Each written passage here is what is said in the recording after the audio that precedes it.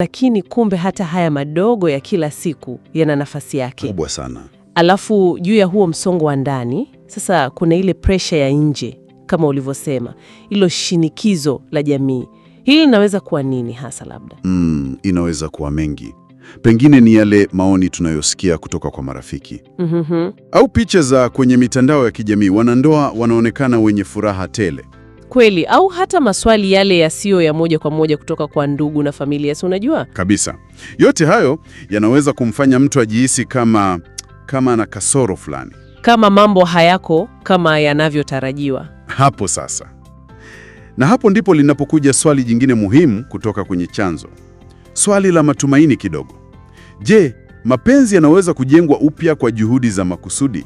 Juhudi za makusudi, hilo neno lina uzito. Lina uzito mkubwa. Yaani inaashiria si kitu cha kutokea tu chenyewe. Je,